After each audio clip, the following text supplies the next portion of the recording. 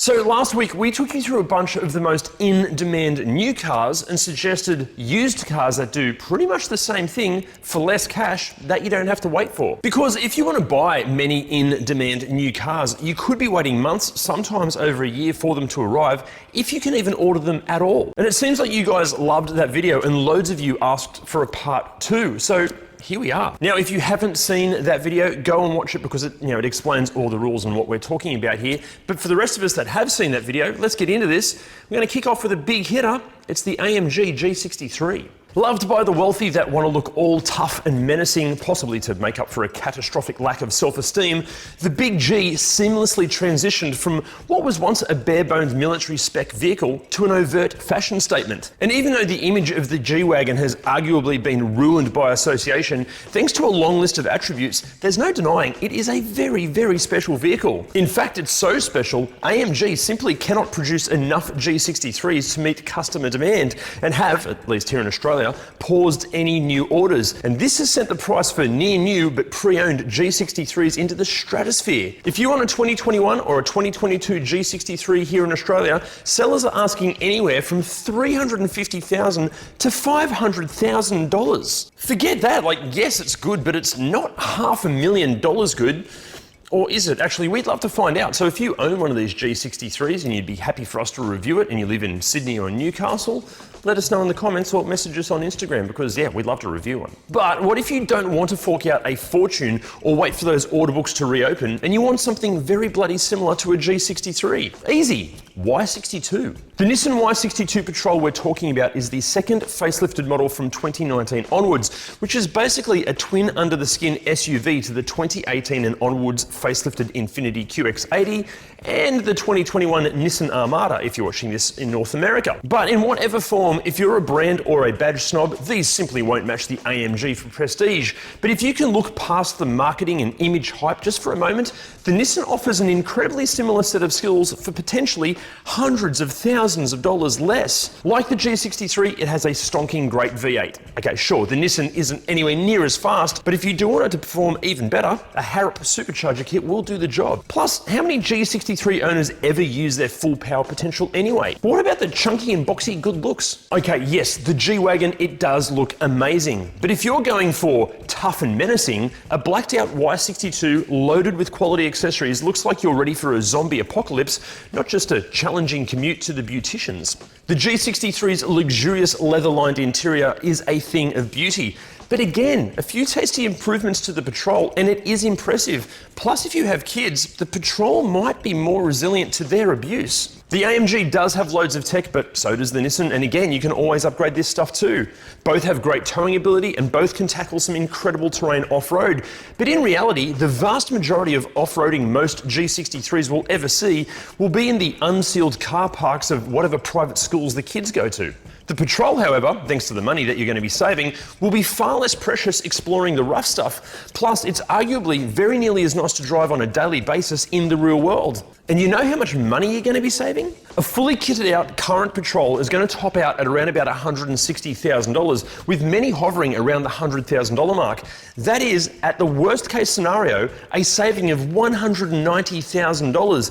And in the best case scenario, $400,000. Plus you can buy one right now, no waiting for those order books to reopen. Guys, seriously, is a G63 really worth $200,000 to $400,000 more than the Patrol? Yeah, you're getting a bit more performance and a nicer interior and a fancy brand name, but is it really worth that much more money? Okay, speaking of other overpriced off-roaders, let's talk 70 Series Land Cruiser. The order books for new ones are closed until further notice, and getting into a 1 or 2 year old example is going to set you back anywhere from $90,000 to $250,000.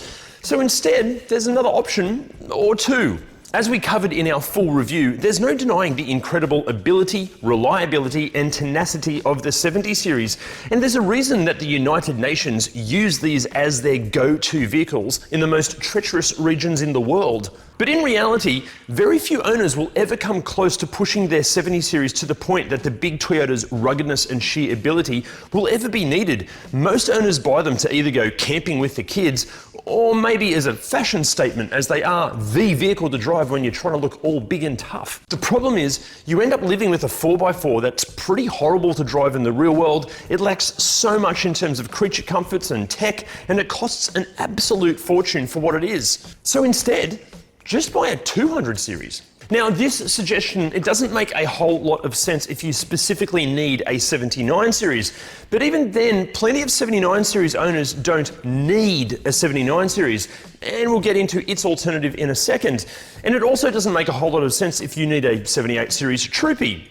Yeah, there's nothing else like a Troopy, you're gonna have to buy one of them. But for those happy to wait or pay a huge premium for a 76 series wagon, again, just buy a 200 series instead. You're going to get the same reputation for reliability, the same unmatched support network, the same huge range of possible accessories and modifications. A 200 series will arguably match the 70 series for sheer off-road ability that most owners will put them through. They both have pretty much the same towing ability, and while the 70 series, it does beat the 200 for payload capacity, even an early 200 series will blow the 70 series out of the water for on-road characteristics and long-distance driving comfort. Not to mention that overall, it feels far less like a truck from the 1980s. Plus, price-wise, early top-spec 200 series Saharas start from around about $40,000. And look, yes, they can top out at well over $200,000, but this just gives you so much more choice to choose from right now rather than waiting for a 70 series, and there are loads of 200 series to choose from on the used market. But what if you absolutely need a 79 series and it has to be a four-door? Well, this one's going to upset many of you. Have you considered a Ram 1500? Now, before you all go smashing at your keyboards, abusing me, let me explain. Obviously, the Ram, it cannot match the Toyota for its reputation when it comes to reliability and longevity, or Toyota's amazing support network, or arguably the 70 series off-roading prowess. But look at it this way. The Ram tops the Toyota for towing by 1,000 kilograms, and it nearly matches it for payload capacity. It pumps out more power and torque. It's far better equipped when it comes to tech, features, interior space, and comfort and accommodation. It's so much nicer to drive on-road. There are loads of aftermarket accessories available to transform it into whatever you want. And with the 1500 ranging from $70,000 to $200,000, there are plenty to choose from on the used market in a range of different configurations. Look, yes, we know the 1500 is a very different kettle of fish to the 70 series, but is the Toyota really worth the premiums that they're asking on the used market at the moment? Or would you rather wait potentially years to get a brand new one when you could have a 1500 right now? And honestly, it does very nearly the same thing. The 70 series video is up here and also down there, and the Ram 1500 review video is down there as well. Okay, next up, it's another legendary off-roader, and it's another Toyota. This time, it's the Hilux. Arguably the poster child for Toyota ruggedness and reliability, the Hilux, at least here in Australia for many, is the go-to 4x4 dual cab ute, topping sales charts year after year. But if you want a brand spanking new one, some specific models will have you waiting nearly 12 months for delivery. And if you don't want to wait, current but pre-owned SR5, Rogue and Rugged X models are asking anywhere from $75,000 to well over $100,000. So instead, why not save yourself at least $5,000 or possibly even $20,000 and get a Nissan Navara N-Trek Warrior? For many Hilux buyers, the first thing they're going to do with their new ride is bolt aftermarket wheels, tyres, suspension, bar work and lights to their Toyota. But the Warrior, it's done all of that already. And unlike the potential mismatch of various parts from different sources with the Hilux, the Warrior was designed, engineered, tested extensively and assembled here in Australia for our conditions by the one Aussie company, Premcar. So it feels more resolved and sorted than many modified Hiluxes. Plus, even with these additions, it still came with a 5-year warranty, which is something many Hilux owners have had issues with. If you do modify your Hilux, you might be voiding your new car warranty, so just check the terms and conditions before you go crazy. As far as the old Hilux versus Navara argument goes, look, they both have their good and bad points. They both have communities of fans that will fight to the death claiming that one is better than the other. But as we always say here on ReDriven, every dual cab ute is great, and every dual cab ute is a bit shit. But it is hard to justify waiting months or paying potentially $20,000 or even $40,000 more for a Hilux when the Warrior is just as good and in some cases a better choice. Now, to help you make up your mind, we've actually reviewed a Hilux and a Navara, and the links are down there somewhere. Okay, enough off-roading. Let's talk on-road and on-track performance. It's one of the most wanted hot hatches out there. It's the Hyundai i30N. What a weapon these things are. Incredible driving experience thanks to former head of BMW M R&D Albert Biermann heading up development, a choice of a brilliant 6-speed manual or 8-speed dual clutch transmission, loads of tech and features, all the practicality of a 5-door hatch wrapped in an understated yet aggressive body, plus the 5-year warranty covers track days. There is so much to love here. Hence, Hyundai have had to close the order books because they simply cannot make enough of them for global demand. And unfortunately, rumour has it, this epic hot hatch is soon to be no more. And this explains why current but pre-owned examples are asking anywhere from $52,000 to $67,000 here in Australia. Remember when these things first arrived back in 2018? They retailed for like $40,000. How things have changed. Anyway, why risk those order books never opening again or paying such a premium when you can have something very similar for a bit less money? If you want an i30N with a dual clutch transmission, buy a Kona N. And if you want to change gears yourself, buy an i30N, just an older one and a specific one. Now look, we know it might sound like a cop-out, but about the only other vehicle that offers the same exact set of skills that we mentioned before, and features an automatic, is the sibling Kona N. Okay, you might have to get past the fact that it's more of a hot compact SUV than a hot hatch, but we argue that thanks to this, it flies under the radar even more, and it's more than a match in terms of dynamics, driving enjoyment, and sheer performance. The slightly higher ground clearance means that you'll be less stressed when it comes to potholes and speed humps, and brand spanking new ones are available in dealerships right now. And if you're happy to look at a slightly used example, pricing should undercut the i30N by a few $1,000s. But if you want to change gears yourself, the best alternative to a new i30N, as we said, is an old i30N, but get the Fastback. The i30N Fastback is simply one of the most underrated performance cars available. It does everything the hatch can do, only thanks to its larger boot, it's more practical. There are far less of them out there, so it's more exclusive, and it's something of a niche model within an already limited lineup that has a passionate fan base, meaning that one day the Fastback could very well be the most collectible one in the family. Pricing wise, you're going to be looking at $38,000 to $50,000, so it's potentially $10,000 to $14,000 less than the new i30N hatch. And throw that money that you're saving at a few tasty mods and you're going to have yourself one hell of a car. But let's get sensible for a moment. Volkswagen Tiguan. Now, it's good news for some Tiguan fans. Brand new front-wheel drive variants are somewhat available, and you can possibly park an R model in your driveway sooner than anticipated. But when it comes to 4Motion or all-wheel drive variants, many order books are closed until further notice. Now, some sellers are taking advantage of this and are asking premium prices for current but pre-owned examples. But instead of dealing with all this, there's another car that we'd be steering you towards which tops the V-dub in pretty much every conceivable way. It's the Lexus NX. Chances are, if you're in the market for a Tiguan, you appreciate a vehicle that exudes a premium feel, but you don't want to spend new Audi Q5 sort of money. But you do want all the bells and whistles that come with the latest medium SUV size Volkswagen. Well, the thing is, a Lexus NX is more of a direct competitor to the Audi than it is the Volkswagen, and it arguably offers more for the money than what even the fancier Volkswagen sibling Q5 can provide. Current but pre-owned or demo model Tiguans are asking anywhere from around about $47,000 for a base model through to around about $78,000 for a top spec 162 TSI R-Line. But for $47,000, you can get yourself into a 2018 or 2019 NX300 luxury or sports luxury, okay, granted with a few kilometres on it, or for $78,000, why not instead get yourself a 2020 or 2021 NX300 F Sport, or for thousands of dollars less, save on those fuel costs and get an NX300H hybrid. Look, basically, you can buy a Lexus which is batting in a league above the Volkswagen in terms of premium feel and the luxury badge for the same, if not a lower asking price.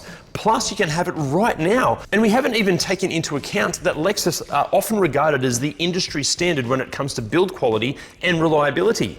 Whereas Volkswagen, as good as they are when they're brand new and with a full factory warranty, they do have a bit of a nasty reputation when it comes to long-term reliability and repair costs. We're not talking about all of them, obviously, but they do have a few gremlins. Now, guys, if you're enjoying this video and our content in general, can you hit that subscribe button? Because honestly, just doing that one simple thing, it helps us out so much. It allows us to make more of these videos for you. Thanks so much. Oh, also, would you like us to do a part 3 of this series? If so, what in-demand new cars should we target next? Let us know in the comments. Now, finally, it's one of my all-time favorites. It's the Ford Fiesta ST. The previous generation of Fiesta ST was an absolute cracker of a car. Countless car journos raved about this little pocket rocket, and I totally agree because I used to own one and I still regret selling it.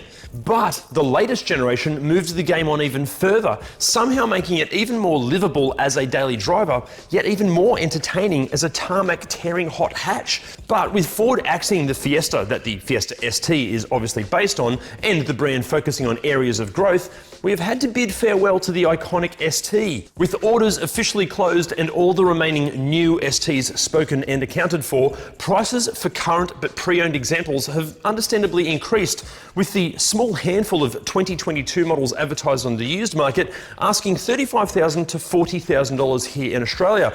Even 2019 models are asking well over $30,000. So what else do you buy when you want a small, 5-door, turbocharged, manual hatchback that is hilarious to drive all of the time and is still kind of a current model with a full factory warranty? Easy. It's a Suzuki Swift Sport. Arguably offering pretty much exactly what the previous generation of ST provided, but with 5 doors and a lower cost of admission, the Swift Sport is exactly what a small hot hatch should be. Actually, speaking of that lower cost of admission, remember how a 2022 ST is going to set you back around about $40,000? Well, you can have a 2018 Swift Sport for half of that. You can literally have 2 Swift Sports for the price of 1 Fiesta ST. And look, I love the Fiesta ST, but it's simply not twice as good as the Swift. Even if you get yourself into a 2021 model Swift Sport, which will have years of warranty left on it and has all of the tech and features that you'd expect, the absolute most that you should pay is around about $27,000. That's thousands of dollars less than the very cheapest Fiesta ST. Look, yes, the ST is faster and it's more refined and it's a little bit larger and it's a step above in all of the touchy-feely stuff. But the Swift is easily as hilarious to drive both every day and on the limit. And with the thousands of dollars that you're going to be saving, you can modify, tweak, and adjust the Suzuki to your heart's content. Now, if anybody out there has one of these Swift Sports or the Lexus NX or again that G63 and you'd be happy for us to review it and you live in Sydney or Newcastle or somewhere close, can you let us know in the comments below or message us on Instagram? Just message ReDriven on Instagram. That'd be amazing. See you guys soon. Not just a challenging community. It on the punchline. Here we go. A 200 series will arguably match the 70 series for the short. Rush. Or Toyota's countless car journalists rave a bit. With orders officially closed and all remaining new STs spoken and again,